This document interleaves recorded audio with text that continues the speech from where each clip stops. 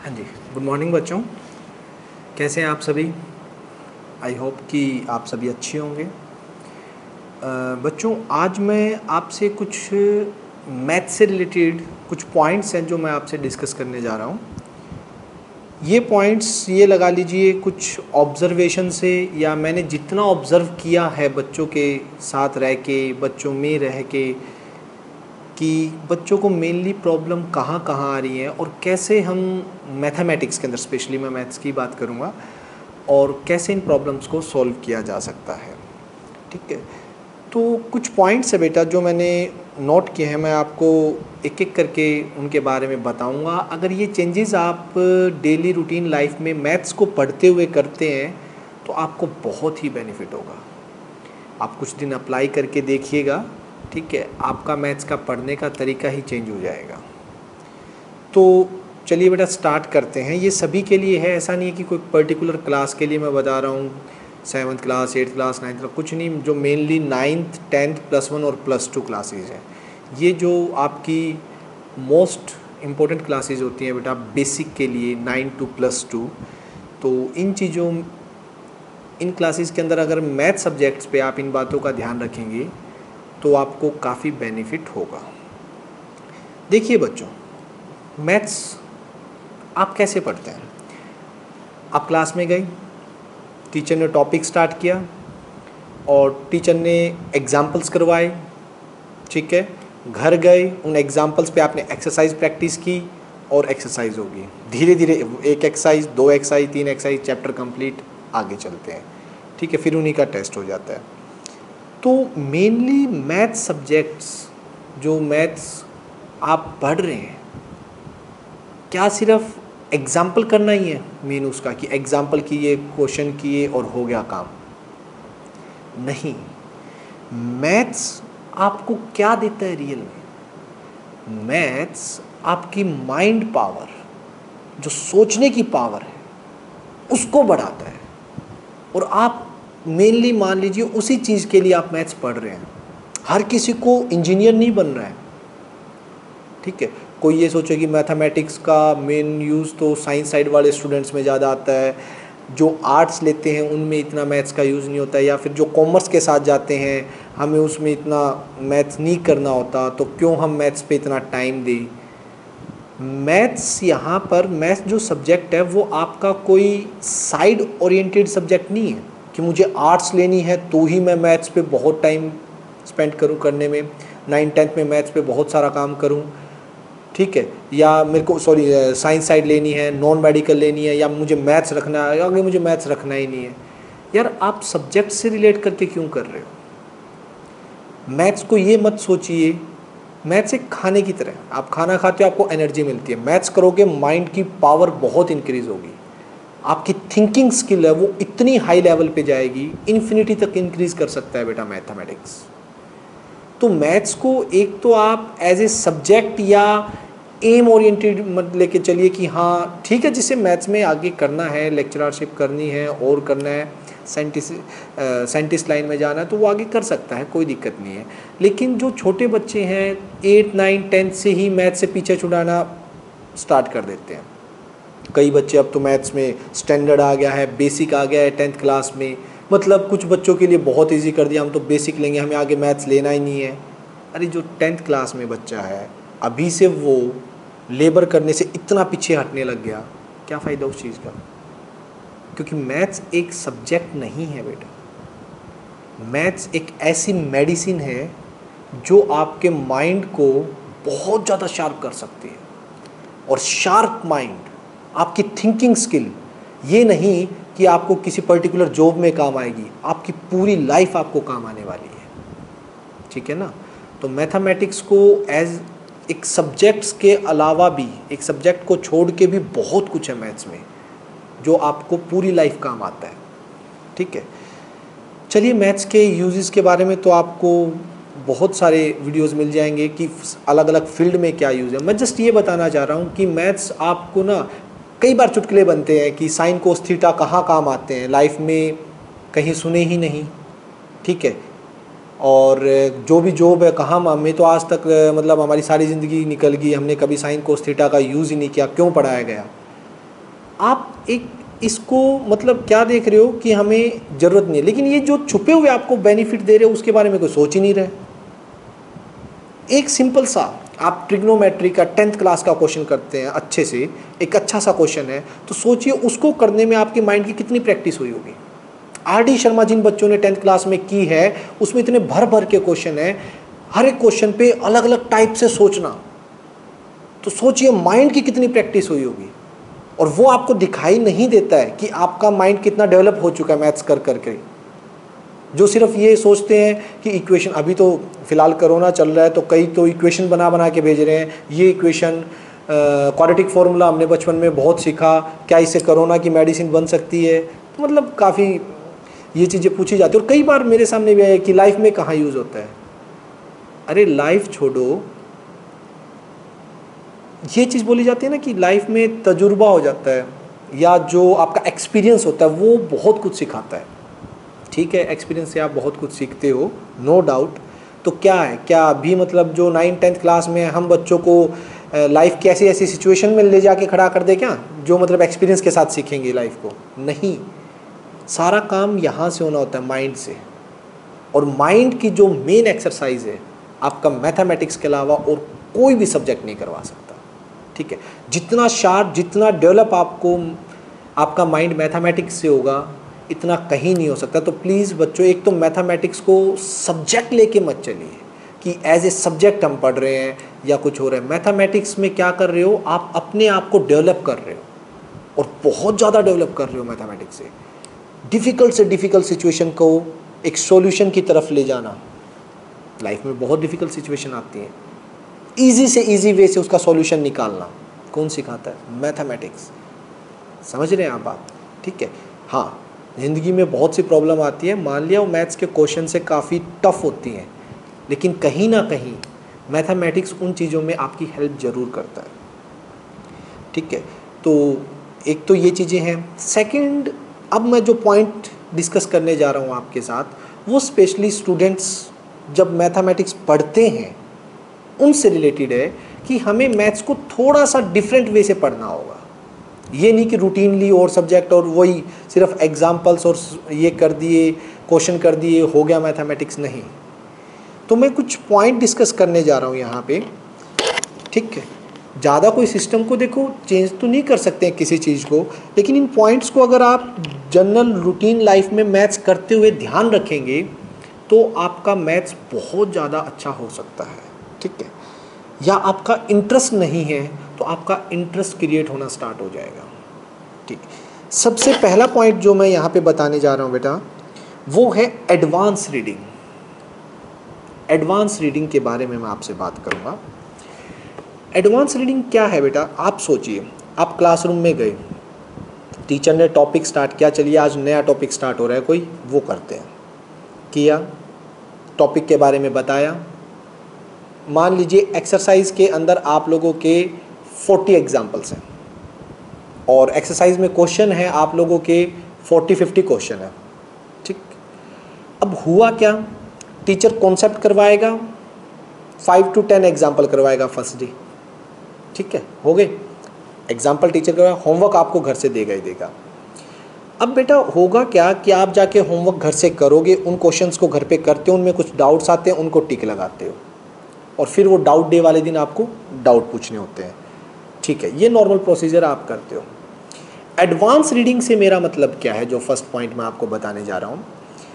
Advance reading के अंदर आप एक काम कीजिए, आज टीचर ने आपको 10 एग्जाम्पल करवा दिए, होमवर्क दे दिया, ठीक है, कल क्लासरूम में जाने से पहले जो टीचर नेक्स्ट डे करवाने वाला है, यानी कि मान लीजिए अगले दिन टीचर ने अगले 20 एग्जाम्पल्स आपको क्लासरूम में करवाने हैं, डिस्कस करने हैं आप लोगों से, या पूरा सोल्व करेगा एग्जाम आपका टीचर जो होगा, तो आप लोग उन 20 एग्जाम्पल्स को पहले से रीड करके जाइएगा।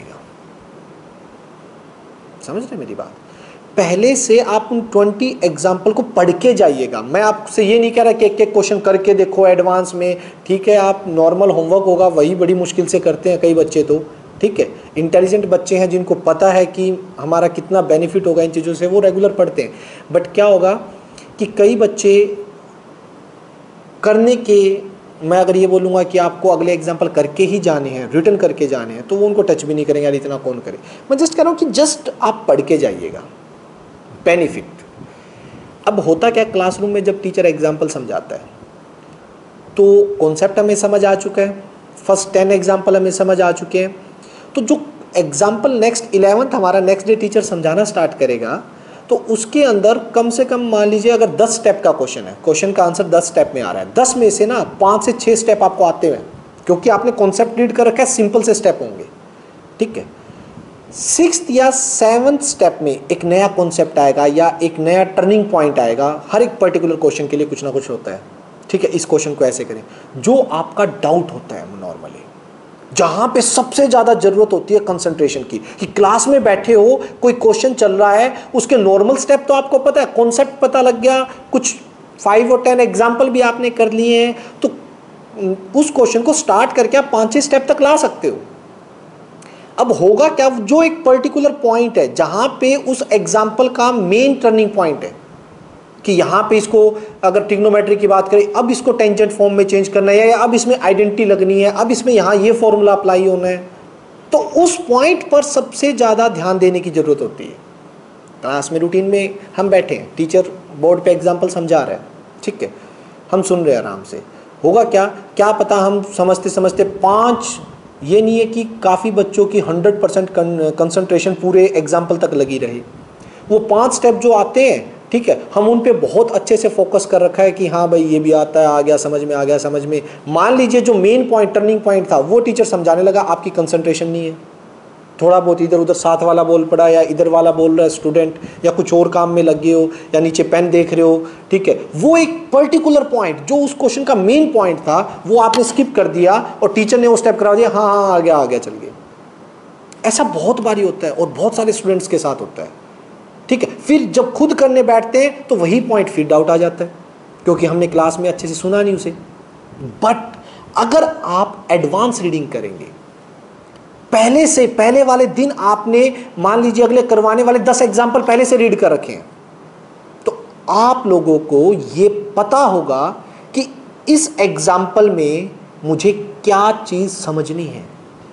आपका पूरा ध्यान जब टीचर करवा रहा होगा तो उस पर्टिकुलर पॉइंट के लिए वेट करेगा। आप पूरे एग्जाम्पल में उस पॉइंट के लिए वेट करोगे जहां पर आपका डाउट है, जो शाम को या पिछले दिन आपने रीड किए जो एडवांस में एग्जाम्पल, आपको उस पर्टिकुलर पॉइंट पर डाउट आया और आपके वो भड़क हो जाएगी दिमाग में। क्लियर है कि हाँ कल जाएंगे, कल टीचर जब एग्जाम्पल करवाएगा तो मुझे उस पॉइंट पे सबसे ज्यादा ध्यान देना है, बाकी तो मुझे सारा एग्जाम्पल समझ आ गया। या टीचर अलग मेथड से करवा दे तो बल्ले बल्ले, आपके पास 2 मेथड होगी, एक आपने जो सीखा, एक टीचर ने जो करवाया। सेकेंडली आप अपने मेथड से फिर टीचर से जाके पूछ सकते हो, मैंने इस मेथड से किया था और ये एग्जाम्पल नहीं निकला। एज यूजुअल आप एग्जाम्पल करते ही कहें घर जाके, आप तो एक्सरसाइज के इतने क्वेश्चन दे दिए करते हैं, एग्जाम्पल तो क्लास में सुनते हैं सिर्फ, है नहीं है, ऐसा ही है। कोई भी एग्जाम्पल प्रैक्टिस नहीं करता है घर जाके, बहुत रेयर स्टूडेंट होते हैं। एक्सरसाइज में जो क्वेश्चन दिए जाते हैं वो आपने प्रैक्टिस कर ली। ये मैं स्पेशली 8th, 9th और 10th स्टूडेंट्स के लिए बता रहा हूँ जो आर.डी. शर्मा से करते हैं। आर.डी. शर्मा का ये प्रोसेस होता है करने का। तो एडवांस रीडिंग जो +1-2 में जो मेरा शेड्यूल है कि एनसीईआरटी प्लस असाइनमेंट करवा दी, तो एनसीईआरटी में भी जो क्वेश्चन हमारा कल टॉपिक होने वाला है बेटा, अगर आप उसको एडवांस में पढ़ के जाते हैं तो क्लासरूम के अंदर जब टीचर उन एग्जाम्पल्स को करवाएगा तो आपकी कंसंट्रेशन सिर्फ एग्जैक्टली उन्हीं पॉइंट्स पे होगी जो चीज़ रियल में आपका डाउट है। अदरवाइज आप पूरे क्वेश्चन को अच्छे से समझोगे, क्या पता वो पॉइंट जिस टाइम जो आपका रियल में डाउट आना था जब आप खुद करोगे वो स्किप हो जाए और आप ठीक है हो गया ये भी समझ आ गया, क्योंकि 90% क्वेश्चन समझ आ जाता है तो बच्चे हाँ आ गया, ये कर लेंगे इतना तो आ गया। मैं टॉप 20% की बात नहीं कर रहा हूँ। टॉप 20% स्टूडेंट हर तरह से सही होते हैं, बिल्कुल अपना कंसंट्रेशन रखते हैं, लेकिन मैं नॉर्मल ऑन एवरेज स्टूडेंट्स की भी बात कर रहा हूँ, ठीक है, वो कर लेते हैं। लेकिन मैक्सिमम स्टूडेंट्स क्या है, हाँ आ गया, झूठी हाँ तो भरने का मतलब एक परंपरा सी चली हुई है कि क्लास में रेपुटेशन के लिए हाँ आ गया भाई समझ में, ठीक है, ऐसा नहीं करना। तो बेटा एडवांस रीडिंग में उस चीज़ का सेकंड बेनिफिट क्या होगा। अब एग्जाम्पल से रिलेटेड ही होते हैं सारे क्वेश्चन, अब मैंने पीछे आर.डी. शर्मा ट्रिग्नोमेट्री से चल रहा है 10th क्लास का, 10th क्लास के अभी आर.डी. शर्मा से मैंने डाउट्स लिए थे। हुआ क्या, उन डाउट्स के अंदर आधे से ज़्यादा क्वेश्चन पता कौन से थे, बिल्कुल सेम कॉन्सेप्ट के ऊपर जिन पे एग्जाम्पल मैंने करवाए हैं। कई क्वेश्चंस थे, ठीक है, जो एज इट इज़ भी थे, फिर भी बच्चों के डाउट्स आए हुए हैं। सोचिए कि उन्होंने एग्जाम्पल जब मैं करवा रहा था तो पूरी कंसंट्रेशन के साथ सुनी ही नहीं। अगर उन्हें एडवांस में वो एग्जाम्पल पढ़ा होता और उनके दिमाग में कम से कम नेक्स्ट डे तक अगर उस पॉइंट के लिए थोड़ी सी भी मतलब ये भड़क रहती है, कैसे आया, कैसे करना है, इस पॉइंट्स के बाद, इस स्टेप के बाद ये अगला स्टेप कैसे होगा, तो बेटा वो स्टेप उनका बहुत अच्छे से क्लियर हो गया होता और उससे रिलेटेड सारे के सारे क्वेश्चंस जो आप लोगों के इसके एक्सरसाइज के अंदर होंगे उनमें कभी भी डाउट नहीं आएगा आप लोगों का। एडवांस रीडिंग के बहुत बेनिफिट है बेटा। मैं ये नहीं कह रहा एडवांस में पता नहीं आगे क्या क्या पढ़ दो, इतना टाइम ही कहाँ होता है। जस्ट 4 या 5 एग्जाम्पल, 6 एग्जाम्पल, 7 एग्जाम्पल जितना टीचर नेक्स्ट डे करवाने वाला है वो आप एडवांस में पढ़ के जाइएगा और उन पे सर्कल कीजिए। एडवांस में आप जब पढ़ोगे ना, आप देखोगे बेटा कि आपको उसके 70% स्टेप्स आपको पता होंगे क्वेश्चन कैसे करना है। 70% आता मिलेगा आपको, उस 30% में डाउट मिलेगा जो नेक्स्ट डे जाते ही आपकी पूरी कंसंट्रेशन उस 30% पे होगी, ना कि पूरे क्वेश्चन पे। समझ रहे हैं आप मेरी बात? पूरे क्वेश्चन को सुनो, अच्छे से सुनो, ठीक है, लेकिन क्या होगा कि मेन पॉइंट पर आते ही ये नहीं होना चाहिए आपका ध्यान इधर से उधर हो गया, और वो पॉइंट समझ आ गया तो आपको उससे रिलेटेड वो चीज़ हमेशा के लिए याद रहेगी। और आप जब एक्सरसाइज ये क्वेश्चन करोगे, आपके नंबर ऑफ डाउट्स होंगे ना बेटा, आप देखना जो 20-20 डाउट थे ना वो 4-4, 5-5 पे आ जाते हैं। 5 या 6 दिन के लिए फॉर्मूला अप्लाई करके देखो, एडवांस रीडिंग करके देखो, आपको इतना बेनिफिट मिलेगा, आपके क्वेश्चन यूं सोल्व होना स्टार्ट हो जाएंगे, ठीक है, क्योंकि आप क्वेश्चन के जो मेन पार्ट पे अटैक करना सीख जाओगे, ठीक है। आप उन चीज़ों पे नहीं कि ये चीज़ें तो मुझे आती हैं, ये स्टेप्स तो मेरे को आते ही हैं, हो जाएगा। मेन स्टेप, हर एक क्वेश्चन का कोई ना कोई मेन स्टेप होता है, समझ रहे हैं ना आप बात? तो इस चीज़ का ध्यान रखना। एडवांस रीडिंग जो होता है बहुत बेनिफिट करती है, और यहाँ तो नहीं, आगे जब यहाँ तो करेगी सॉरी, और हायर एजुकेशन में बेटा जब आप चले जाओगे ना, सोचिएगा कि आप ग्रेजुएशन में जा रहे हो, बड़ी बड़ी थ्योरम्स आ रही हैं, और उन थ्योरम्स को जब आप घर से रीड करके जाते हो, और उनमें थ्योरम्स काफ़ी 2-2 पेज की भी थ्योरम होती है, 3-3 पेजेस की भी थ्योरम होती हैं, तो उनमें जो पॉइंट्स होंगे जो आपको नहीं समझ आ रहे हो, अगर वो पहले से आपके माइंड में है कि मुझे यहाँ पे कंसंट्रेशन करनी है या ये पॉइंट मेरे को बहुत अच्छे से समझना है क्लासरूम में, तो बेटा वो चीज़ें आप कभी नहीं भूलते। ये पर्सनल एक्सपीरियंस है, मैंने खुद करके देखा हुआ है। तो बेटा जो फर्स्ट पॉइंट मैं आपको बताने जा रहा हूँ एडवांस रीडिंग का, तो उसे बहुत अच्छे से ध्यान रखना, और हमेशा कोशिश करो कि जो नेक्स्ट डे टीचर आपको करवाने वाला है क्लासरूम में, या नेक्स्ट लेक्चर जो होने वाला है, थोड़ा सा उसके लिए प्रिपेयर होके जाएं, थोड़े से उन एग्जाम्पल्स को स्टडी करके जाएं, ताकि हमें एक तो समझने में आसानी होगी, और एक हमारा जो पर्टिकुलर पॉइंट होगा, टर्निंग पॉइंट होगा क्वेश्चन का, उस पर हमारी पूरी कंसंट्रेशन होगी, जो कि हमें पहले से ही पता है कि मेरे को यहाँ पे डाउट आ रहा है। फर्स्ट पॉइंट के बाद बेटा एडवांस रीडिंग जो मेरा पहला पॉइंट है, इसके बाद मैं चलता हूँ मेरे सेकंड पॉइंट पे। सेकंड पॉइंट मैं आपको बताना चाहता हूँ बेटा, नोट कर लीजिएगा अगर आपको अच्छे लगे ये पॉइंट्स अप्लाई करने हैं। सेकंड पॉइंट है बेटा प्रिपेयर डाउट्स नोटबुक। सभी बच्चे स्कूल नोटबुक पे लगे रहते हैं, ठीक है, कि स्कूल का होमवर्क पूरा करना है, लगे रहो लिखते रहो, ठीक है, अपनी नॉर्मल, अच्छी बात है, अपनी नॉर्मल नोट्स बुक भी बनाते हैं, बनाते गए, एक्सरसाइज कर ली, एग्जाम्पल कर लिए, इवन मतलब उन क्वेश्चन को भी करके हम खुश हो जाएंगे कि ये आता है, ये फिर कर दिया, फिर आता है, फिर कर दिया, फिर निकल गया, फिर आता है, मतलब जो चीज़ हमें आती है उसी को बार बार करके हम खुश होते जाते हैं, अरे भाई ये तो मेरे को आता है, फिर से कर दिया, फिर आता है, ठीक है। डाउट्स, आपके जो डाउट्स है वो कहाँ जाते हैं? अब मैं बताता हूँ 80% स्टूडेंट का हाल क्या होता है। एक्सरसाइज की, क्वेश्चन निकल गए, अच्छी बात है, डाउट्स आए, सर्कल कर लिए, क्लास में गए, टीचर से पूछा ये डाउट है। 80% स्टूडेंट डाउट देते हैं, टीचर डाउट समझाता है, बट 80% स्टूडेंट उस डाउट को नोट नहीं करते हैं। समझ तो आ गया, हो गया, कोई बात नहीं, अब कर लूंगा, ठीक है। और सबसे ज़्यादा जो जरूरी होता है ना बेटा, वो डाउट ही है। क्योंकि एक्सरसाइज के वो सभी क्वेश्चन जो आपसे फर्स्ट टाइम में निकल गए थे वो तो आपके माइंड में फिर भी निकल जाएंगे, फिर भी आप कभी भी निकाल दोगे।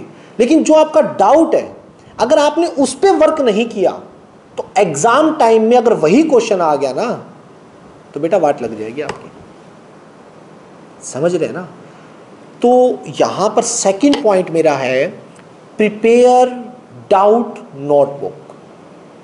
डेली रूटीन होमवर्क या एक्सरसाइज के जो आप क्वेश्चंस करते हो उन सबसे ज्यादा इंपॉर्टेंट है आपकी डाउट नोटबुक। एक नोटबुक अलग से प्रिपेयर करें।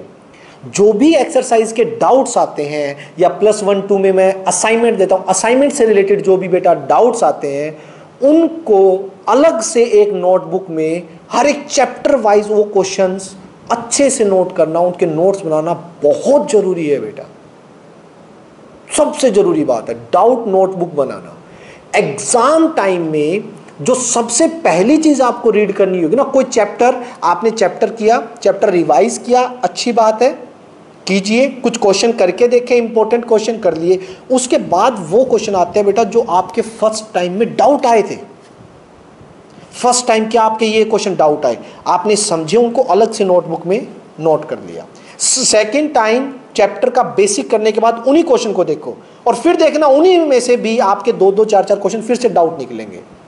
मेन हमें उन्हीं पे वर्क करना है।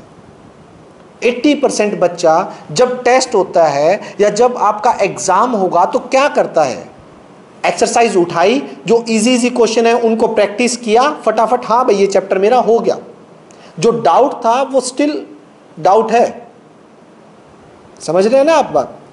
वो डाउट अभी भी पड़ा है और एग्जाम में क्वेश्चन आ गया तो डाउट था, डाउट है और डाउट का डाउट छोड़ाया। यही होगा। आपको सबसे ज्यादा जो ध्यान देना है वो अपने डाउट्स पे देना है।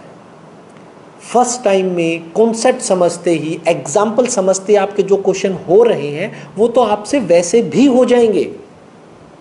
जो आपका मेन काम है डाउट्स, जो फर्स्ट टाइम में आपसे नहीं निकले हैं, तो बेटा उन डाउट्स की एक नोटबुक आपको अलग से प्रिपेयर करनी है।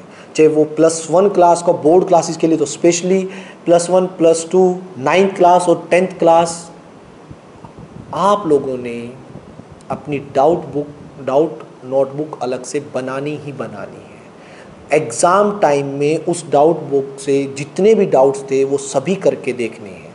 फिर से देखिएगा अब उनमें से कितने डाउट आ रहे हैं। करने का तरीका ये होता है बेटा मैथ्स का, ये नहीं कि 4 क्वेश्चन आपको आते हैं चैप्टर से, वही 4 क्वेश्चन बार बार करते जाइए, ठीक है, और खुश होते जाइए कि हाँ भाई इस एक्सरसाइज के मैंने इतने कर दिए। आपके अकॉर्डिंग लगेगा कि आपने बहुत प्रैक्टिस कर ली, नो डाउट खूब सारे क्वेश्चन निकाल लिए, लेकिन कौन से, वो पहले से ही आते थे आपको। उन पे काम नहीं करना है हमें हमारी जो प्रॉब्लम्स थी, जो डाउट्स थे, उन पे वर्क करना है। सेकेंड पॉइंट बेटा मेरा ये था कि प्रिपेयर डाउट्स नोटबुक। डाउट्स की एक नोटबुक अलग से हर एक बच्चा जरूर बनाए, ठीक है। फर्स्ट पॉइंट क्या था, एडवांस रीडिंग। सेकंड पॉइंट था मेरा doubt, prepare doubt notebook. Third point पे आता हूँ बेटा मेरा, थर्ड पॉइंट है मेरा read carefully notes and remark.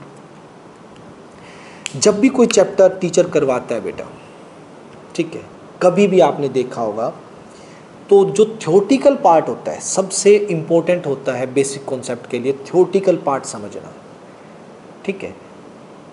करते करते कई बार एग्जाम्पल्स में के बाद, कई बार थ्योरेटिकल पार्ट के बाद छोटे से नोट या रिमार्क दिए होते हैं आपकी मैथ्स की नोटबुक में, और सॉरी मैथ्स की बुक में काफ़ी जगह मिलेंगे आपको बेटा। वो सबसे ज़्यादा इम्पोर्टेंट चीज़ होती है।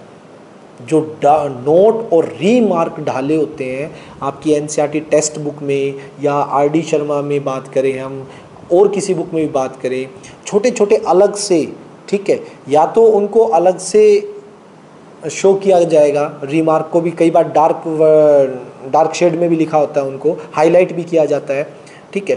तो नोट और रीमार्क होते हैं ना बेटा, ये सारे कॉन्सेप्ट से हटके एक पर्टिकुलर चीज़ होती है, ठीक है, मतलब एक्सेप्शनल चीज़ें होती हैं जो उस पूरी थ्योरी के अंदर आपने एक सिमिलर पैटर्न से, आपका सिमिलर एक पैटर्न है जिससे आपने उनको पढ़ा है, और सारी चीज़ें उस पैटर्न में फिक्स हो रही हैं। एक चीज़ जो उस पैटर्न में फिक्स नहीं होगी वो अलग से नोट में दी होगी कि ये चीज़ है या ये फॉर्मूला ये या साइन थीटा के ऊपर ये चीज़ हमारी है जो सेटिस्फाई नहीं हो रही है, या रिमार्क में उससे हटके एक चीज़ लिखी मिलेगी आप लोगों को, या कोई अलग से फॉर्मूला दिया मिलेगा, या उसी का रिजल्ट इससे एक और रिजल्ट निकाला जा सकता है, वो रिमार्क में दिया होगा, जो कि सबसे ज़्यादा इंपॉर्टेंट होते हैं।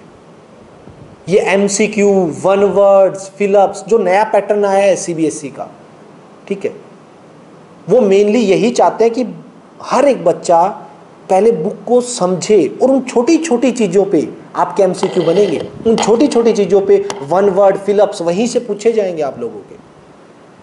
समझ रहे हैं आप बात को? तो नोट्स और रीमार्क जितने भी आपके एनसीईआरटी बुक या कोई भी बुक आप फॉलो कर रहे हो बेटा, उसमें दिए होते हैं, वो आपको पढ़ने बहुत ज़रूरी होते हैं, मोस्ट इंपॉर्टेंट होते हैं। उनको चाहे डाउट्स के साथ अलग से अगर नोट्स भी बना लो ना, दी बेस्ट है। जितने भी आपके बुक में नोट और रीमार्क अलग से लिखे होते हैं उनको पढ़ना ही पढ़ना होता है बेटा। तो ध्यान रखिए, थर्ड पॉइंट क्या है, read carefully notes and remark. ठीक है बेटा। फोर्थ पॉइंट की अगर मैं बात करता हूँ, फोर्थ पॉइंट मेरे पास जो मैंने लिखा है, do smart work for marks and hard work for knowledge. ये मैंने कई बार डिस्कस भी किया आप लोगों से। मार्क्स लेने के लिए हमें स्मार्ट वर्क की ज़रूरत होती है और नॉलेज लेने के लिए हमें हार्ड वर्क की ज़रूरत होती है। स्पेशली मैं बात करूँगा पहले बोर्ड क्लासेस के लिए, 10th और +2 के लिए। मार्क्स लेना बोर्ड क्लासेस के अंदर 6th और 7th क्लास के अंदर आपने मार्क्स लिए थे ना, उनसे 100 टाइम ईजी है। मैं आपको क्लियर बता देता हूँ। जो कहते हैं ना बोर्ड क्लास आ गई है, ठीक है, स्ट्रेस ज़्यादा है, बहुत पढ़ना पड़ेगा बोर्ड क्लासेस के अंदर, मैथ्स के अकॉर्डिंगली, मैथ्स की अगर मैं बात करूँ ऐसा नहीं है, पढ़ना पड़ेगा लेकिन मार्क्स लेना, मैं मार्क्स की बात कर रहा हूँ अभी, 6th, 7th, 8th, 9th, 10th classes से भी बहुत ज़्यादा ईजी है बोर्ड क्लासेस में मार्क्स लेना। बोर्ड क्लासेस में मार्क्स लेने के लिए आप लोगों को जस्ट क्या करना है, सबसे पहले बोर्ड के लास्ट ईयर के एग्ज़ाम्स को एनालाइज करना है अच्छे से। एक बार आपने सभी बोर्ड्स एग्ज़ाम को एनालाइज कर लिया ना, आपको पता लग जाएगा कि किन पर्टिकुलर टॉपिक से बार बार क्वेश्चन उठाए जा रहे हैं और उन्हीं क्वेश्चन पे वर्क करना है बेटा। जो 100 आउट ऑफ 100 आते हैं ना जिन बच्चों के, जो कहते हैं कि यार पढ़े तो हम भी थे, हमने सारी आर.डी. शर्मा कर दी, हमने सारी एलिमेंट्स कर दी या एनसीईआरटी कर दी, एग्जाम्पलर कर दी, फिर भी 100 आउट ऑफ 100 नहीं आए, ठीक है, हमें वहां पर रह कहाँ गए हम, स्मार्ट वर्क में पीछे रह के। हार्ड वर्क बहुत किया, नॉलेज आपको इतनी मिल जाएगी कि अगर डीयू एंट्रेंस टेस्ट भी लेने लगे, ठीक है, दिल्ली यूनिवर्सिटी का एंट्रेंस टेस्ट है, तो आप फटाफट क्रैक कर दोगे, आपका एडमिशन हो जाएगा एंट्रेंस टेस्ट के बेस पे, कोई दिक्कत नहीं, आपने बहुत मेहनत की है। हार्ड वर्क आपको पे करेगा ही करेगा। लेकिन बेटा मार्क्स लेने के लिए कई बार स्मार्ट वर्क की भी जरूरत पड़ती है। एक आईएएस ऑफिसर बनता है ना, आईएएस ऑफिसर्स के आपने कई बार इंटरव्यू सुने होंगे, तो सुनना, वो भी बड़ा सिलेक्टेड पोर्शन करते हैं। एक आईएएस ऑफिसर ऐसा नहीं होता जिसे मतलब सब कुछ ही ज्ञान हो, हर तरह की नॉलेज हो, ऐसा नहीं है, ठीक है। उनको भी सिलेक्टेड पोर्शन दिया जाता है कि यहाँ से ये चीज़ पिक करनी है, यहाँ से ये चीज़ पूछनी है, यहाँ से ये चीज़ पूछी जाएगी, तो वो भी बड़े स्मार्ट वे से स्टडी करते हैं। तो बेटा आपके तो 10th और 12th के बोर्ड्स के एग्ज़ाम ही हैं, ठीक है, तो यहाँ बोर्ड्स के एग्ज़ाम्स को, लास्ट ईयर के एग्ज़ाम्स को एनालाइज कीजिए, किस टॉपिक से पिछले 5-7 सालों से किस टाइप के क्वेश्चन उठाए जा रहे हैं, उन पर सबसे ज़्यादा वर्क करना होता है आफ्टर दिसंबर, ठीक है। जनवरी, फरवरी आप लोगों की जो रिवीजन टाइमिंग होता है, इनमें सबसे ज़्यादा वर्क हमें किन पे करना है। नॉलेज लो पूरे साल, खूब हार्ड वर्क करो, लेकिन एंड के जो 2 या 3 मंथ होते हैं वहाँ पे आप स्मार्ट वर्क करना स्टार्ट करो। कोई भी चैप्टर है, कोई भी चैप्टर जब आप स्टार्ट करते हो तो पहले से आपको ये पता होना चाहिए बोर्ड ने पिछले 5-6 सालों से किस टॉपिक के ऊपर सबसे ज़्यादा क्वेश्चन दिए हैं इस चैप्टर में, ठीक है। उस चैप्टर को करने से पहले जहां से भी क्वेश्चन आ रहे हैं पिछले सालों से, उस टॉपिक को पहले हाईलाइट कर लीजिए कि इतने सालों से बोर्ड इस पे बना रहा है, एनसीईआरटी के ऊपर उस टाइप के क्वेश्चन पे टिक कर लीजिए।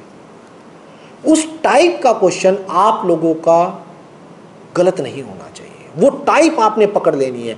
अलग अलग टाइप है। अब 3D की बात करता हूँ मैं, +2 क्लास में 3D चैप्टर आएगा, उसमें कभी लास्ट की 4-5 कॉन्सेप्ट हैं जिसमें लाइन और प्लेन पे आते हैं। क्वेश्चन 6 मार्क्स का आता ही आता है, 6 मार्क्स का क्वेश्चन। कभी लाइन और प्लेन के बीच में कोई एंगल दे दिया या उनके डायरेक्शन रेशो वगैरह वगैरह काफ़ी चीज़ें पूछ ली उन्होंने, ठीक है। लेकिन वो कॉन्सेप्ट क्या है, लाइन और प्लेन से जुड़ा हुआ कॉन्सेप्ट है।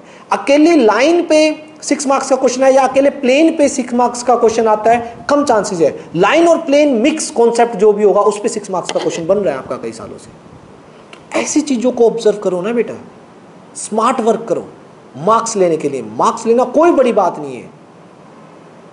6, 7, 8, 9, 10th क्लासेस में आप कितने टीचर्स का माइंड रीड करोगे? अगर मैं एज ए ट्यूटर बात करता हूँ, हर स्कूल में इतने सारे स्कूल्स हैं, इतने सारे स्कूलों में इतने सारे टीचर्स हैं, किस किस का माइंड रीड कर सकते हो आप? नहीं कर सकते, ठीक है। सेकेंडली, हर एक टीचर एक फिक्स पैटर्न से एग्जाम नहीं बनाता है। कोई टीचर कोई चैप्टर कितने मार्क्स का डाल देगा, कोई कितने मार्क्स का डाल देगा, कि एक फिक्स रूल को फॉलो नहीं करते हैं। कई टीचर चैप्टर कटवा भी देते हैं +1 में या 9th क्लास में, ये नहीं आएगा, कुछ 10th के ऐड करवा देते हैं, कुछ +2 के ऐड करवा देते हैं +1 में ही। काफ़ी स्कूलों का अलग अलग पैटर्न है। बोर्ड का एक स्टैंडर्ड पैटर्न होता है, इतने % टफ है, इतना एवरेज है, इतना ये आना है।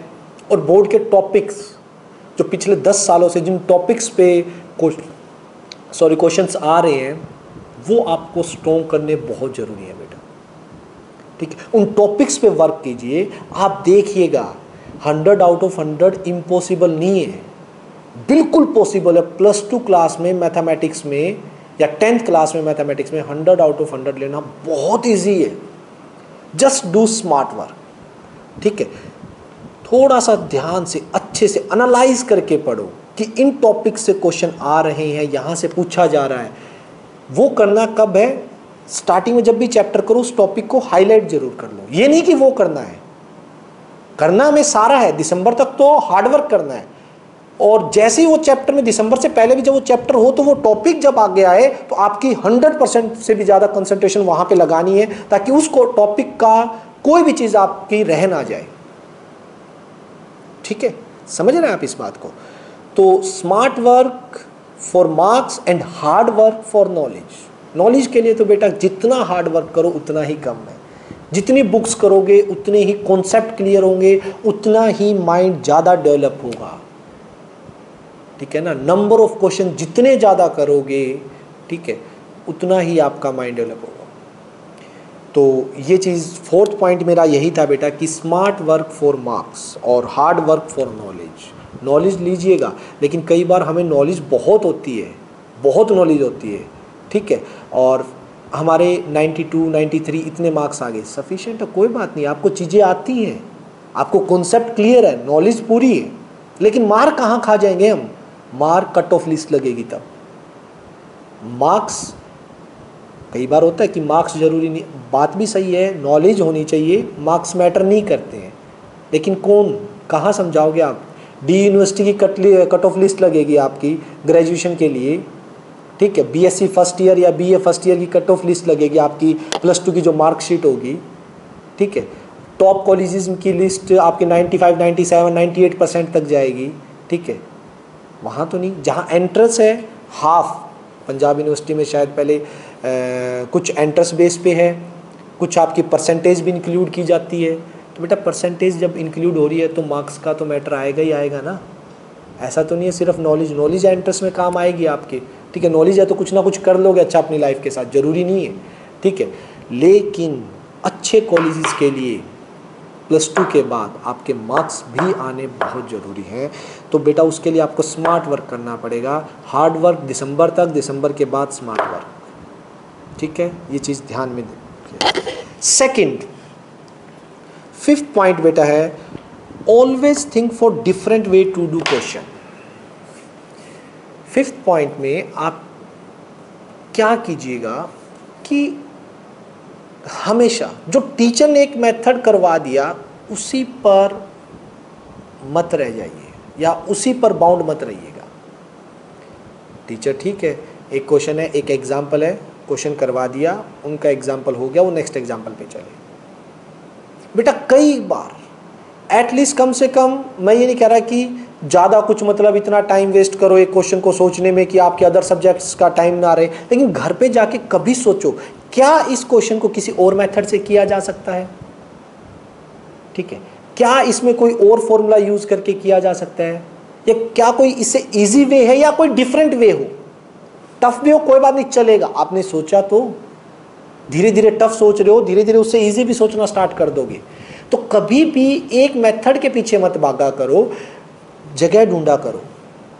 आपको किसी मतलब ये लगा लीजिए आपका एक हाईवे है, आप किसी हॉलीडे पे जा रहे हैं, मान लीजिए आप राजस्थान जा रहे हैं, जैसलमेर जा रहे हैं आपकी हॉलीडे मनाने, ठीक है, तो क्या हुआ आपका जो मेन हाईवे है वो टूटा हुआ है, आगे से रास्ता बंद है, घर आ जाएंगे, घर आ जाएंगे क्या वापस, कोई और रास्ता नहीं देखेंगे, आपको बता के तो भेजा गया था कि इसी रास्ते से जाओ, ठीक है, वो रास्ता बीच में टूटा हुआ है, फिर टीचर ने बता दिया आपके माइंड से स्किप हो गया वो रास्ता, एकदम एग्जाम में आप नया मेथड सोचोगे, या एकदम एग्जाम में आपको लगता है आपके अंदर एकदम इतनी पावर आ जाएगी कि आप क्वेश्चन के अलग अलग वे से करने के मेथड एकदम डेवलप कर लोगे। एकदम कुछ चीज नहीं होती बेटा, मैथमेटिक्स में तो एकदम कुछ नहीं होता, समझ रहे हैं बात। ये आदत आपको स्टार्टिंग से अपने अंदर डालनी पड़ेगी कि एक क्वेश्चन को 2-3 तरीकों से सोचना, अलग अलग तरीकों से सोचना। तो डिफरेंट वे जितने होंगे ना वो आपके माइंड पावर को भी बढ़ाएंगे कि आप एक क्वेश्चन के एक ही काम को करने के अलग अलग तरीकों के बारे में सोचना सीख जाओगे, जो आपका नॉर्मल लाइफ में भी आपको बहुत हेल्प करेगा, ठीक है। एक रटे रटाए मेथड पे नहीं चलना, टीचर ने करवा दिया और उसी मेथड पे चल गए, नहीं, सम करो।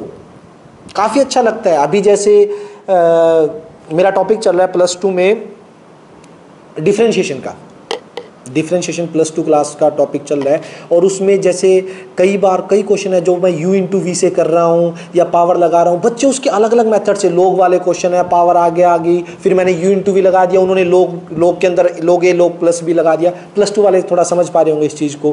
काफ़ी बच्चे मेरे पास व्हाट्सअप करके पूछते हैं सर क्या ये मेथड ठीक है, ठीक है, तो इट मीन्स वो सोच रहे और उनका मेथड बिल्कुल करेक्ट होता है, थोड़ा सा ट्राई किया हुआ, थोड़ा सा अलग सोचा हुआ, बिल्कुल सही होता है। और सच बताऊं तो इतना मतलब अच्छा लगता है उन बच्चों को देख के कि यार वाकई मज़े आते हैं ऐसे बच्चों को पढ़ाने में, ठीक है, दिल खुश हो जाता है कि हाँ ये बच्चे यार कुछ सोच रहे हैं, अलग मेथड से कर रहे हैं, ठीक है, ये नहीं कि जो टिपवा दिया करवा दिया, ठीक है, एक मेथड बता दिया उसी पे, यानी कि वो बच्चे अपने लेफ़्ट और राइट हर जगह सोच रहे हैं।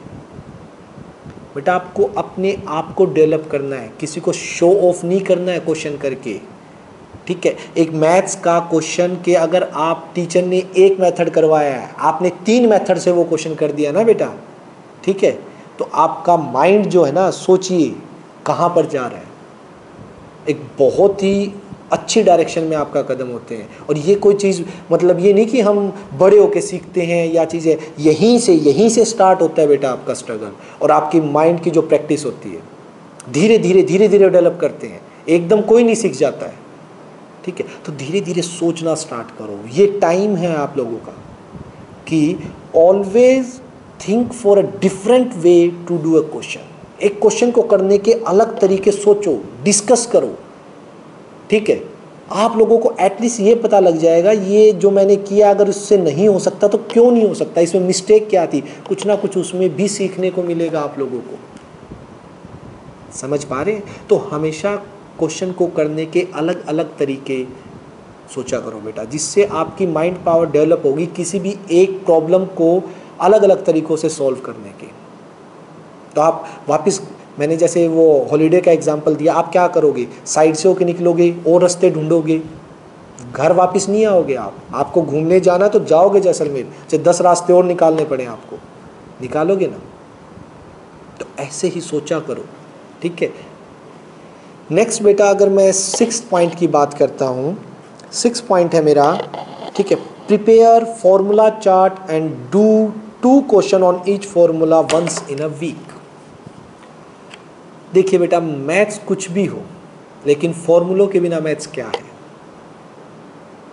सोच सकते हो। अगर आप एग्जाम में बैठे और आपको कोई भी फॉर्मूला याद नहीं है, आपको नॉलेज है बहुत सारी, आपने क्या किया, आर डी शर्मा निकाल दी, एलिमेंट्स निकाल दी, एनसीईआरटी निकाल दी, पीके गर्ग निकाल दी, असाइनमेंट सॉल्व कर दिया, हज़ारों फॉर्मूले आपके लिखे हुए थे, देखे और सॉल्व करके लगा दिए। एग्जाम में गए, सारा कुछ किया हुआ है, बट फॉर्मूला एक भी याद नहीं है आपको। सोचिए जरा क्या होगा, क्या आप एग्जाम कर पाएंगे? तो मैथमेटिक्स के अंदर सबसे इंपॉर्टेंट चीज़ है फॉर्मूलों को याद रखना। तो उसके लिए आपको क्या करना है बेटा, आपने एक फॉर्मूला चार्ट प्रिपेयर करना है, ठीक है। एक चार्ट बना लीजिए, जहाँ भी आप पढ़ते हैं, आपके बेडरूम में या अलग से कोई स्टडी रूम है, जहाँ भी आप पढ़ते हैं वहाँ एक फॉर्मूला चार्ट लगाइए। जितने चैप्टर हो चुके हैं, जैसे मैं 9th की बात करूं, लाइन्स एंगल से रिलेटेड जितने भी फॉर्मूले हैं, जो कॉन्सेप्ट्स हैं, या फर्स्ट चैप्टर से रैशनल इरेशनल की बात करूं, 10th में मेरे चैप्टर हो चुके हैं। आर डी शर्मा से ट्रिग्नोमेट्री की टेबल्स, ट्रिग्नोमेट्री के फॉर्मूले, या +1 की बात करें हम, +1 में बाइनोमियल के हो गए, परमोटेशन कॉम्बिनेशन हो गया, फर्स्ट चैप्टर हो गया, सेकेंड रिलेशन फंक्शन हो गया, जितने भी फॉर्मूले आपने किए हैं बेटा, +2 में हमारा काफ़ी कुछ हो चुका है। तो जितने भी है वो एक चार्ट बनाइए और अपने स्टडी रूम जहाँ भी आप पढ़ते हैं वहाँ लगा लीजिएगा। जो भी नया फॉर्मूला ऐड हो नए चैप्टर का, नीचे लिख दीजिए, फिर नया फॉर्मूला ऐड हुआ, नीचे लिख दीजिए, ठीक है। समझ पा रहे हैं बात को? और कुछ नहीं करना, आपको उसको पढ़ने के लिए अलग से टाइम नहीं निकालना है। आपको क्या करना है, चार्ट लगा हुआ है, ठीक है। ब्रश तो डेली सुबह उठते उठते करते ही होंगे सभी बच्चे। कौन कौन बच्चे जो ब्रश ही नहीं करते सुबह? सभी करते होंगे, ठीक है। तो सुबह सुबह जब आप ब्रश उठाएं, ब्रश करें, कोलगेट लगाएं, ठीक है, थोड़ा बहुत किया, 2 मिनट तक रखते हैं। वो 2 मिनट जिस टाइम आप ब्रश कर रहे हैं बेटा, उस टाइम चार्ट के सामने जाके खड़े हो जाएं, ठीक है। ये ना कहें कि मम्मी ये क्या कर रहे हो, ठीक है, तो उसका ब्लेम मुझे मत देना, ठीक है, बिल्कुल बुरी तरह से लग जाओ कहीं वहीं खड़े होके। लेकिन मैं सिर्फ एक बता रहा हूँ, एक उसके लिए अलग से टाइम निकालने की ज़रूरत नहीं है। आप मॉर्निंग में एक पर्टिकुलर टाइम आपको पता है, आपको ब्रश करते हुए चार्ट के सामने खड़े होकर ब्रश करना है, धीरे धीरे धीरे धीरे आराम से। 5 मिनट नहीं लगेंगे बेटा, वो चार्ट्स के जितने भी फॉर्मूले हैं ना आपके, सुबह सबसे पहले माइंड से यूँ निकल जाएंगे। और वो सभी के सभी फॉर्मूले जब आप फर्स्ट डे से स्टार्ट कर दोगे ना, यानी पूरे साल ये काम करोगे, तो देखना एग्जाम में अगर आपको क्वेश्चन नहीं भी आता होगा ना, वो फॉर्मूले आपको सारे याद होंगे, धीरे धीरे अप्लाई कर करके आप अपने आप निकाल भी दोगे बेटा। समझ पा रहे हो मेरी बात? फॉर्मूले सबसे ज़्यादा मेन है। और फॉर्मूले को ये सोचता है ना एग्जाम से 10 दिन पहले याद करने स्टार्ट करेंगे, रटने स्टार्ट करेंगे, याद हो जाएंगे, नहीं होता है ऐसा। वो मिक्स हो जाता है, और मिक्स हुआ गलत ना गलत कहीं उसका लगा दोगे, कहीं इधर उधर का चला जाएगा फॉर्मूला, आगे पीछे साइन मिस्टेक हो जाएगी, नहीं होगा बेटा। पूरे साल आपने क्या काम करना है, फॉर्मूला चार्ट प्रिपेयर करके लगा दीजिए बेडरूम में या जहाँ भी हो। मॉर्निंग में जब आप ब्रश करते हैं उस टाइम वो 5 मिनट ब्रश के, वो ब्रश आप करते करते बस उस फॉर्मूला चार्ट पर रीडिंग कर लीजिएगा कि ये फॉर्मूला ये फॉर्मूला ये फॉर्मूला, करते करते बस ठीक है, जस्ट रीडिंग। याद नहीं करना है आपको, रीड करना है कि इसका ये फॉर्मूला, इसका ये फॉर्मूला, याद तो ऑटोमेटिकली हो जाएंगे आपको। ये नहीं कि आपको बैठ के रट्टा ही मारना है वहाँ बैठ के डेली सुबह, नहीं, आपको जस्ट रीड करना है कि इसका ये फॉर्मूला होता है sin theta is equal to this. Okay, बैठ गया, नहीं बैठा जाने दो, कल सुबह फिर रीड करोगे उसे, परसों फिर रीड करोगे।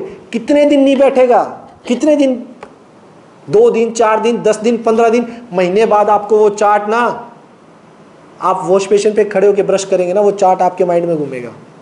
आपको जाने की भी जरूरत नहीं उस चार्ट के सामने, ब्रश करते करते हाँ हाँ हाँ हाँ हाँ ये हो गया। आपको चार्ट के सामने जाने की भी जरूरत नहीं पड़ेगी बेटा। तो क्या करना है, प्रिपेयर फॉर्मूला चार्ट। चार्ट तो प्रिपेयर कर लिया, अब एक छोटा सा काम और करना है बेटा, 6 पॉइंट में ही आएगा ये। चार्ट प्रिपेयर करने के बाद do 2 question on each formula once in a week. एक वीक के अंदर, एक हफ्ते में जितने भी फॉर्मूले उस चार्ट पे लिखे हुए हैं, हर फॉर्मूले पे 2-2 क्वेश्चन, सिर्फ इजी से इजी। मैं ये नहीं कह रहा कि आपको कोई टफ क्वेश्चन उठाना है, बिल्कुल बकवास से बकवास क्वेश्चन उठा के कर दीजिए, लेकिन एक वीक में जितने भी फॉर्मूले आपने लिख दिए, एक दिन ऐसा निकाल लीजिएगा, या सैटरडे नाइट, संडे ऑफ होता है तो सैटरडे नाइट फिक्स कर लीजिए। सैटरडे नाइट को सिर्फ आधे या पौने घंटे के लिए या 1 घंटे के लिए आप लोगों को वो फॉर्मूले लिख लिए, हर एक फॉर्मूले पे 2 क्वेश्चन उठाए कर दीजिए, 2 क्वेश्चन उठाए कर दीजिए। उससे होगा क्या, फॉर्मूले तो याद हैं, उनको अप्लाई करना भी सीख जाओगे।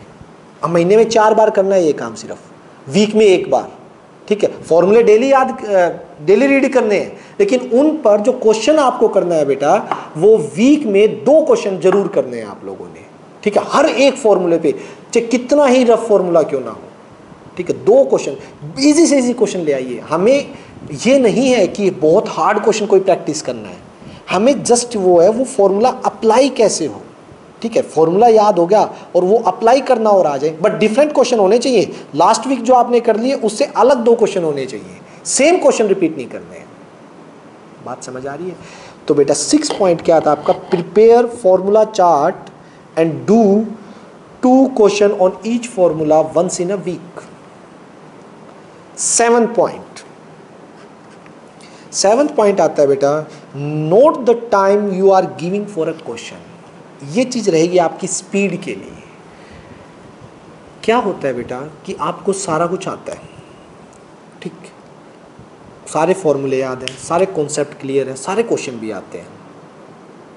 टाइम सबसे बड़ी चीज है, टाइम नहीं रहता, टाइम की वजह से एग्जाम रह जाता है, सबसे बड़ी बात है। क्वेश्चनों का छूट जाना, हमारे टॉपर्स स्टूडेंट्स जो टाइम को मैनेज नहीं कर पाए, उनके भी 1-1, 2-2 क्वेश्चन लास्ट ईयर अभी जब +2 का एग्जाम हुआ था, उनके 1-1, 2-2 क्वेश्चन रह गए। सबसे बड़ी बात, सब कुछ आता है, अगर लिमिटेड टाइम के अंदर आपने करना नहीं सीखा तो बेटा उस चीज़ का फायदा ही नहीं है। सोचिएगा, ठीक है ना। एक डॉक्टर होता है, एक पेशेंट है, सीरियस है, पता है आधे घंटे के अंदर उसको ऑपरेट नहीं किया गया तो वो नहीं रहेगा, तो उसे अपनी नॉलेज, ऑपरेशन, यार मैं कर दूंगा ऑपरेशन बट मुझे 10 घंटे चाहिए, क्या फ़ायदा उस 10 घंटे का, आदमी तो आधे घंटे का ही बाकी है। अगर उस पेशेंट को आधे घंटे में डॉक्टर ने सही ट्रीटमेंट दे दिया तो ठीक है, सही आता है, बट डॉक्टर उसको करने में 10 घंटे लगाएगा, कुछ काम का है क्या वो ट्रीटमेंट? नहीं है। इसी तरीके से, इसीलिए एक लिमिटेड टाइम के अंदर आपको वो प्रॉब्लम सॉल्व करनी होगी। यहाँ से इतना डेवलप करना है माइंड को, भाई करते रहो, कभी ना कभी तो चीज़ें सभी की हो जाती हैं, बट लाइफ भी तो हमारी छोटी सी है, ज़्यादा बड़ी लाइफ नहीं है, इतना टाइम नहीं है हमारे पास कि बस एक चीज़ को लेके बैठे रहें। तो बेटा टाइम, एक क्वेश्चन को आप कितना टाइम दे रहे हो, ठीक है, वो डिपेंड करता है। चलो फर्स्ट टाइम कर रहे हो आप किसी क्वेश्चन को, मैं ये नहीं कह रहा फर्स्ट टाइम, मान लीजिए एक क्वेश्चन है, ज़्यादा से ज़्यादा आपको 2 घंटे में सोल्व हुआ एक क्वेश्चन। फर्स्ट टाइम में एक क्वेश्चन, कोई ऐसा आ गया टफ क्वेश्चन, 2 घंटे लग गया आपको एक क्वेश्चन को सोल्व करने में, डजेंट मैटर, कोई बात नहीं, कर दिया ना सोल्व, हो गया। उसी टाइप का, सेम टाइप का दूसरा क्वेश्चन उठाइएगा, इस बार टाइम आपका 1 घंटा लगना चाहिए, कोई बात नहीं, 1 घंटे में भी दूसरी टाइम में 1 घंटा लग जाए। धीरे धीरे, सेम क्वेश्चन नहीं उठाना है, सेम स्टेटमेंट नहीं उठानी है आप लोगों ने, धीरे धीरे इसी टाइप से, उसी टाइप के सेम क्वेश्चनों को उठा के करके, वो टाइम जो 2 घंटे का था वो आपको 5 से 10 मिनट के अंदर का लेके आना है बेटा। 6 मार्क्स का क्वेश्चन है, तो समझ रहे हैं आप मेरी बात? और जब तक वो टाइम उस टाइम लिमिट के अंदर सेट नहीं हो जाता, आपने उस टाइप के क्वेश्चंस को प्रैक्टिस करना नहीं छोड़ना है। ये मार्क्स लेने का सबसे अच्छा तरीका है कि टाइम पे एग्जाम कंप्लीट होना। इवन आपको यार टाइम बचाना होता है, पेपर को रिवाइज करना। कई बच्चे तो रिवाइज करते ही नहीं है, बड़े कॉन्फिडेंट होते हैं कि हम तो पता नहीं कितना बड़ा तीर मारा है, रिवाइज करने की क्या जरूरत है। और घर पे आके ओ शिट मैं ये कराया, ओ यार ये रह गया मेरा, ये कर दिया, ये क्वेश्चन भी था, और यार इसकी कैलकुलेशन तो मुझे बाद में करनी थी, मेरे को ध्यान ही नहीं रहा। ब्लेम इधर उधर, बस काम नहीं चलता ना। 4-5 बातें आप घर आके बोल दोगे, पेरेंट्स ठीक है समझ जाएंगे, पेरेंट्स तो क्या कहेंगे, कोई बात नहीं बेटा ठीक है आपने किया, बेस्ट किया। लॉस किसका होगा, एडमिशन किसका रुकेगा, कट ऑफ लिस्ट में कौन नहीं आएगा, पेरेंट्स या आप लोग नहीं आओगे। समझ पा रहे हैं बात? तो इस चीज़ का ध्यान रखना है। टाइम लिमिट को, एक क्वेश्चन है ठीक है, जितना टाइम का होना चाहिए, टाइमली हम बताते रहते हैं कि इस टाइम में ही आपको इस क्वेश्चन को करना है, तो उसे उतना ही टाइम देना है, उससे ज़्यादा नहीं देना है। अगर आपका ज़्यादा टाइम लग रहा है, उस टाइप के 15 क्वेश्चन उठा लीजिएगा, सेम टाइप के, और उन 15 क्वेश्चन को टाइम लिमिट रख के करना स्टार्ट कीजिए। फर्स्ट क्वेश्चन कितना टाइम लग रहा है सेम टाइम का, सेकंड उससे कम, थर्ड उससे कम, फोर्थ उससे कम, धीरे धीरे धीरे धीरे, और उस लास्ट क्वेश्चन तक आपका टाइम लिमिट जो है बिल्कुल कम हो जाना चाहिए, और एक्यूरेसी एग्जैक्ट वही रहनी चाहिए जो आपकी आधे घंटे में आ रही थी, या जो फर्स्ट क्वेश्चन किया था उसमें आ रही थी। सेम एक्यूरेसी के साथ स्पीड बढ़ानी है आपकी। ये तरीका है बेटा स्पीड बढ़ाने का। मैक्सिमम पेरेंट्स आते हैं, मैक्सिमम बच्चों के इशू रहते हैं कि मेरा पेपर छूट जाता है। कोई 1 मिनट में नहीं है कि कोई वहाँ जादू हो जाएगा, पेपर में अपने आप स्पीड हो जाएगी, नहीं, करना पड़ेगा आप लोगों को। एक क्वेश्चन को उतना ही टाइम दो जितना के लायक वो है, या जितने मार्क्स का वो है। ये नहीं कि आप 2 नंबर के क्वेश्चन में अपनी 15 मिनट खराब कर रहे हो। घंटे 3 ही होते हैं आपके पास, रिवाइज भी करना होता है। समझ गया ना बात को? तो बेटा इस चीज़ का ध्यान रखना, note the time you are giving for a question. Question को कितना टाइम आप दे रहे हैं, ये चीज़ आपको ध्यान रखनी है। लास्ट पॉइंट है बेटा मेरा 8th पॉइंट, ठीक है, हाउ टू स्टार्ट। सबसे बड़ी प्रॉब्लम तो बच्चों के साथ रहती है, how to start a question. Last point अभी के लिए मेरे को 8 ही पॉइंट ध्यान आए थे, तो मुझे लगा कि इनके ऊपर डिस्कस करना चाहिए, इसीलिए बाकी कुछ और ध्यान आएगा तो मैं फिर कभी आपसे डिस्कस करूंगा। अभी लास्ट पॉइंट देखिए, हाउ टू स्टार्ट। कैसे स्टार्ट करें क्वेश्चन को। स्टेटमेंट लिख दी। अब मैं चलो आपको ना जो 40% स्टूडेंट्स की कहानी होती है ना वो बताता हूं। क्वेश्चन आया, स्टेटमेंट लिख दी, गिवन टू प्रूव लिख दिया। अब 40% स्टूडेंट पता है क्या करेंगे, उस क्वेश्चन को नहीं पढ़ेंगे, उस क्वेश्चन की गिवन टू प्रूफ पे ये नहीं कि इस क्वेश्चन को सोचूं जो सिचुएशन मेरे सामने है। 40% स्टूडेंट लग जाएंगे इस टाइप का मैंने कौन सा क्वेश्चन जो याद किया था, क्योंकि 40% स्टूडेंट क्वेश्चनों को याद करके आते हैं, रट के आते हैं, और वो उस स्टेटमेंट को मैच करना स्टार्ट कर देंगे। हाँ भाई याद करूं कौन सा क्वेश्चन मैंने इस टाइप का किया था, एनसीईआरटी में किया था, आरडी में किया था, कौन सा क्वेश्चन था जो इस टाइप का था। अरे यार इस क्वेश्चन को ही देख लो, इस क्वेश्चन की स्टेटमेंट को पढ़ लो, इसके सॉल्यूशन जो प्रूव करना है उसके बारे में सोचो ना। आधे से ज्यादा बच्चे इससे रिलेटेड ढूंढने लग जाएंगे। अरे जो सिचुएशन है उसे देखो ना, उसे सॉल्व करने की कोशिश करो। हाउ टू स्टार्ट, कैसे स्टार्ट करना है क्वेश्चन। आपको पहले तो क्वेश्चन को समझना है कि क्वेश्चन हमसे पूछना क्या जा रहा है। क्वेश्चन की स्टेटमेंट देखते ही पास्ट में नहीं भाग जाना है कि ऐसा क्वेश्चन मैंने किया था या ऐसा क्वेश्चन मेरे को याद था, उसके स्टेप ये थे, वही स्टेप ठोक दिए। कितने टेस्ट चेक करता हूं यार, जितने टेस्ट चेक करता हूं उनके अंदर ये ही सारी कहानी होती है। 40 to 50% स्टूडेंट की थोड़ा सा अलग क्वेश्चन दे दो, ठीक है, जो किसी एनसीईआरटी के क्वेश्चन से मिलता जुलता हो, बस एनसीईआरटी वाला सॉल्यूशन यूं का यूं टेप के ले आएंगे, और थोड़ा चेंज है उसकी तरफ ध्यान ही नहीं देंगे, क्योंकि सोचा नहीं ना, ऐसा क्वेश्चन हमने किया हुआ था वैसे ही होता हुआ। ऐसा नहीं करना है बेटा, ठीक है। क्वेश्चन आया, क्वेश्चन का 50% सॉल्यूशन उस क्वेश्चन के अंदर होता है। आपको मैं क्लियर बता देता हूं, अगर आपने क्वेश्चन को अच्छे से समझ लिया कि वो रियल में हमसे पूछना क्या चाह रहा है, क्वेश्चन की स्टेटमेंट में क्या चीज़ है, ठीक है, और उससे रिलेटेड कॉन्सेप्ट, उससे रिलेटेड फॉर्मूले वो लेके आइए ना अपने माइंड में, ठीक है। आप उससे रिलेटेड क्वेश्चन ढूंढने पे वर्क कर रहे हैं कि इससे रिलेटेड क्वेश्चन कौन सा था जो मेरे माइंड में छपा हुआ है, और वो मैं सारा का सारा आंसर शीट पे नोट कर दूं। मैक्सिमम बच्चे तो यही करते हैं ना, ऐसा नहीं करना। क्वेश्चन देखा, क्वेश्चन की स्टेटमेंट आई, लिख लीजिए, उसका गिवन अलग लिख लीजिए, टू प्रूव या टू फाइंड जो वो अलग से लिख लीजिए। उस कॉन्सेप्ट से रिलेटेड आपको जो भी फॉर्मूले हैं, भाई बच्चे को प्रॉब्लम हो रही है, नहीं हो रहा सोल्व, उस कॉन्सेप्ट से रिलेटेड जो भी फॉर्मूले साइड में लिख लीजिए। 3 या 4-5 फॉर्मूले होंगे, इससे ज़्यादा तो किसी चैप्टर में ही नहीं है, ठीक है। थोड़े बहुत होते हैं, जैसे साइन कोस थीटा वाले कॉमनली तो याद है, 3 आइडेंटिटी है उसके अंदर मेनली, और टेबल है। टेबल आपने बना ही लोगे, अगर मैं एक पर्टिकुलर बात करता हूं तो, ठीक है। तो क्या है, उससे रिलेटेड फॉर्मूले लिख लीजिए। अब उन फॉर्मूलों को इस क्वेश्चन में पुट करने की कोशिश करो कि इसमें सब्स्टिट्यूट करके कैसे लगा के और इस आंसर तक पहुंचा जाए, ये आपको सोचना है। बच्चा सोचने कहां लग जाता है, इस टाइप का क्वेश्चन कहां किया था, याद करने लग जाता है, जैसे वो रट के आया हो क्वेश्चन को। ऐसा नहीं करना है, रिलेटेड क्वेश्चन नहीं ढूंढने हैं, ठीक है। याद नहीं करना है क्वेश्चन को, इससे रिलेटेड कौन सा किया गया था। आपको उस सिचुएशन में जो पर्टिकुलर केस आया हुआ है, ठीक है, उस केस पर ध्यान देना है।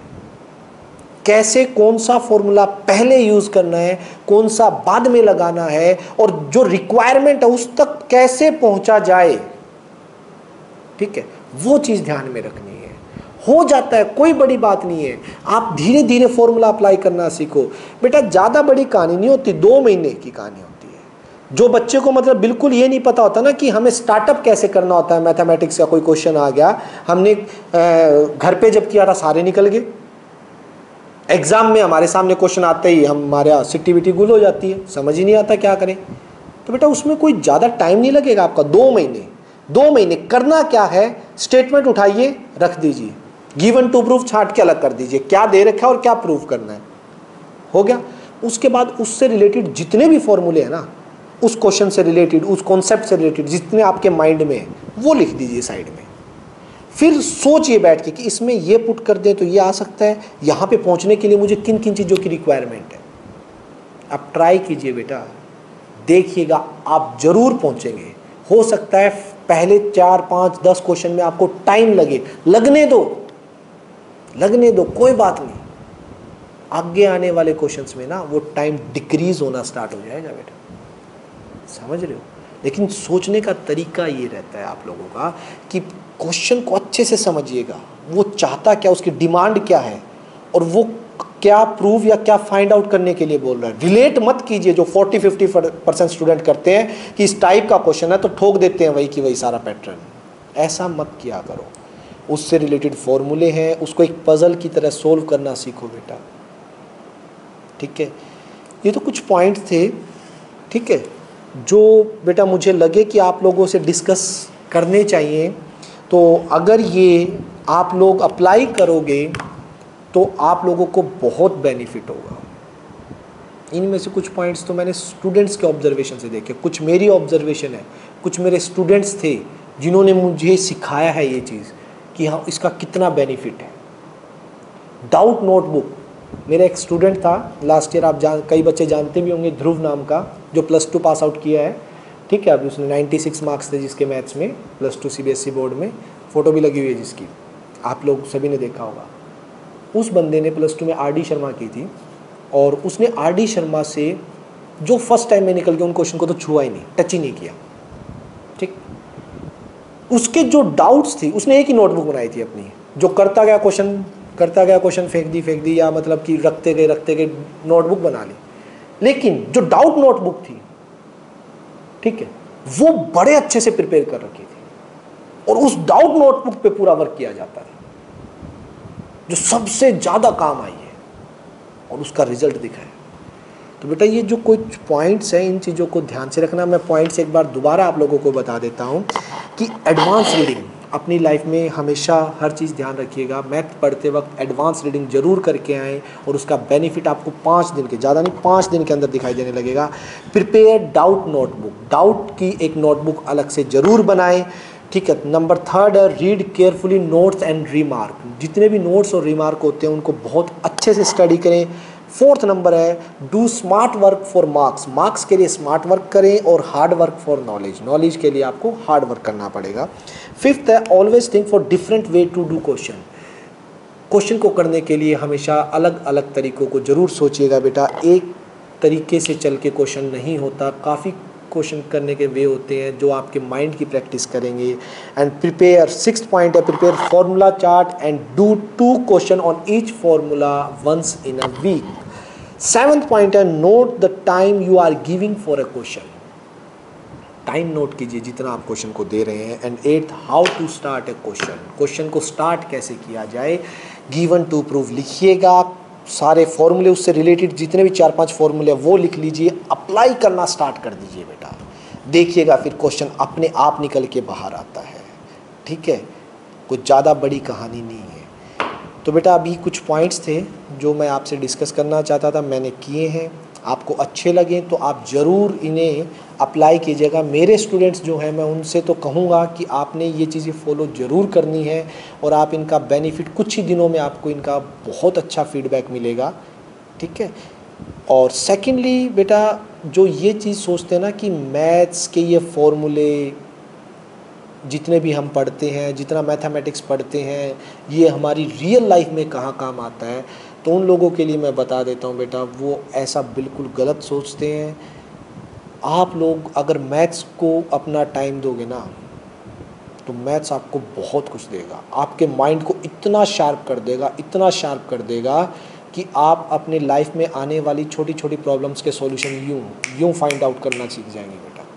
क्योंकि आपको पता होगा कि सिचुएशन में हमारे सामने प्रॉब्लम क्या है, हम उसको हैंडल करने के लिए मेरे पास फाइनेंशियली कितनी पावर है, मेरे पास सपोर्ट किन किन चीज़ों का है, किस टाइम पे मैं किस चीज़ का यूज़ करूं, कौन सा फॉर्मूला अप्लाई करूं, सारा कुछ आप मैथमेटिक्स से ही सीखते हो बेटा।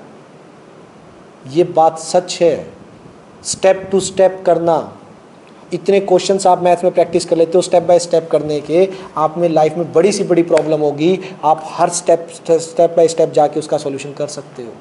ये चीज़ें रियल लाइफ में कब आपके अंदर आ जाएंगी आपको खुद को नहीं पता लगेगा, और आप इतने ज़्यादा डेवलप करोगे, इतने ज़्यादा, कोई लिमिट नहीं है। तो बेटा वही बात है, मैथ्स की दुनिया में जीना सीख जाओ, ये आपको रियल लाइफ को जीने में ना आपकी बहुत हेल्प करेगा। ठीक है, तो इन चीज़ों का ध्यान रखना बेटा। ठीक है, ओके, थैंक यू।